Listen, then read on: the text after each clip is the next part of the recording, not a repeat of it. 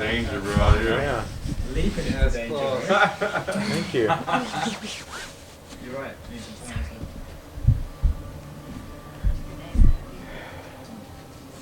Take it off, right? Yeah, That's what we're gonna do? I'll sure go take your time. Nice. So this was a kind of a weird situation, you know, the way this whole thing played out, the rematch. So, I mean, what did the last... I love weird shit. Yeah, it works out good, right? Yeah. What's the last, 5 months been like as you were kind of working back to this position? I mean, have you been obsessing over that first fight or, game plan? What's it been like for you? It's been a challenge, honestly. It's been pretty hard. The way the last fight went was like pretty traumatic, honestly, and that was like everything was perfect for that fight. It didn't go my way, and it went kind of in a weird way, and then from that weird way we went into quarantine where I kind of had to sit in it and sulk in it even more, because a lot of the way to get over a fight is just get in the gym. You can't think of anything else when you're getting better, preparing for the next thing. You have to worry about the next guy. You have to worry about the guy you're grappling with or whatever. And I really couldn't do that. Quarantine I think was hard for a lot of people to sit there with nothing to do, just the boredom. But to sulk in like something traumatic like that, it took me a little longer. Thankfully, I was quarantined with my wife and my dog, who I love, and they make me the happiest and make me feel the best and the most loved. So it definitely sped up the process. But yeah, I mean, that part was definitely a challenge. And then as far as the fight, I knew I was getting the fight again because I literally found out as I was getting stitches in the back that I was fighting him again. And, obviously... the controversy, the way everything went, it was still vacant. They're like, we're doing it again. So I knew that was happening the whole time. So I was just kind of waiting for everything to get normal and making sure I got the right, offer and weeks to prepare, not just squeeze in there because they need it. And and this is the one that worked out. So got the fight. I couldn't say I was like excited again, because it was I mean, I'm always excited to fight, but like it's just different. Like I just feel like I'm doing the same thing, like it's Groundhog Day, I'm waking up and I was like, I just prepared for that. I just talked about it. I just said everything I have to feel about it. But I love this one because it feels so pure. There's none of that. There's no one following me and wanting the huge story and every single thing I'm thinking about leading up to it and how it's so perfect and destined and this and that. It's just pure, like fighters didn't have Twitter or Instagram or anything back in the day, and you just knew you were going to fight a guy in this place, and you knew he was training for you and you were training for him. You meet there. This place happens to be awesome. It's amazing to be a part of this, particular event, and the mystique and everything around it. We're all a few of us that will live to tell about it. And so it was just right, like I said. But I just love it. Like it feels pure to me. Like, yeah, we're just fighting and we're adapting to the conditions of the world and the conditions that need be. Training in our hotel room, in our garage, waking up at random times, and just like, I love it. So how about the uncertainty around him and his participation? I mean, is that maddening to you in any way, that you're like, why can't anything just be normal? Oh yeah, I mean, when they said he had the corona, I guess now he passed both his tests here and got here, obviously, which was a big step. Once he got here, I was like, all right, we're fighting. Like, he's not coming all the way over here, if he's whatever. Now when it happened, it was different. I knew something would happen. Thank God we've had a replacement. Since we took the fight, we asked for a replacement, so we're not left in the same position again. But it was just, I mean, I'm glad it's happening. That's obviously the guy I want to fight and the guy I want to prove I'm better than. But I was just, it was kind of, honestly though, like when he missed weight, how it didn't really bother me, because I was like, what can I do about that? What am I gonna do? Make up all these, things in my head? No, I'm gonna fight him. And the same thing, I knew I wasn't leaving here without a fight, and that was all I really thought about. How much changes in terms of game plan, tactics, that sort of thing? I mean, do you go into this fight thinking, hey, I think we had it figured out last time, except for the weirdness, the headbutt, or do you feel like, no, we learned some things and we gotta make some tweaks? Yeah. I mean, yeah. I won the first round on every judge's scorecard, and I felt good in that. So there's things you can take apart technically and you can approach differently. I think I gave him every chance to win, even though I beat him at what he was trying to do. I kind of gave him the best chance. Like everything lined up for him. We fought in a certain way. This happened. Got to miss weight. Got to get bigger. Got to find the split second between. Like it's like if Swiss cheese lined up and like everything got steps blocked off. Like his made a straight hole somehow. That fight, I think, and so there's a lot you can take away technically. I mean, and when I say perfect, you don't take things away from what you were feeling and the positive things you were doing, because I'm different. I'm not like a meant to be, believe in this guy, believe in that. Everything is great. But for that fight, I was really starting to, think that and have that very, very, positive everything. Like this is meant to be, and obviously, and you don't lose any of that, and you don't lose hey, the preparation I was doing, but you're gonna change tactically once you get a little, data from the time we did spend together in there. Last thing for me, how much time, if any, was dedicated to prepping for Pantoja, just in case? You know what? I can honestly say my full focus was on Figueiredo. And I knew there was a chance. And, I watched Pantoja. My coaches were aware of kind of what he does and aware that we could do it. But, somebody like Figueiredo, I think, needs your full, attention in that part. And I knew if we had to pivot, we'd at least maybe have enough time. And saw him a lot on The Ultimate Fighter. Watched a lot of his fights. And even right when we got here, before Figueiredo was able to get the flight, we watched a few Pantoja fights together, just made some notes, but, it's still the approach of I can't control that, but, if you're the best fighter in the world, you got to beat anyone in your division. He has the same preparation I do. So, yeah, during camp, though, I put my full attention. I mean, on Figueiredo as you do, I was fighting him. I wasn't obsessing over it. I'm a guy that I train kind of on my own, but my coaches definitely, we were working stuff that for him. You mentioned that you watch a few Pantoja fights.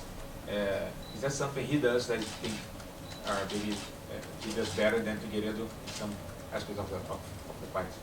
Yeah, I mean, he's really good at jiu-jitsu. He's really good at distance. He's really good. He's really good at a lot of places, I think. Pantoja, I mean, he's a replacement for a reason. He is, just as skilled as anyone else in the division and would be an amazing title fight as well. He's right up at that caliber. So with when you're that high up, you're going to be, everyone's going to be good at everything. So there wasn't really something that stood out that he was going to do better, but I knew he definitely posed a lot of problems like any high level guy would. You mentioned that you felt like you were living the same day over again. Yeah. Is there a part of you that just wants to get through it with this fight all over again? So just I don't have to think about Davidson anymore.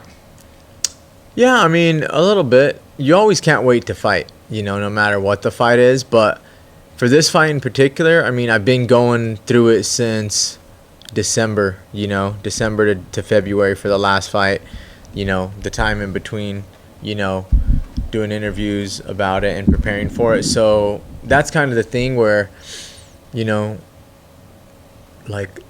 preparation's great. I love getting back in the gym and, having the goal and the challenge in front of me, like that means everything. So that's like why we do this. But yeah, the part of just wanting the fight to be over, like I feel like even if I win, when I win, that I'm gonna be like, I should have just done this last time, you know, like something like that. Then I wouldn't have had to go through 5 months. Like that's how I feel. Is like this is gonna be great. I'm glad I'm a part of this. I'm glad like this is really cool. Like this is a great experience for me.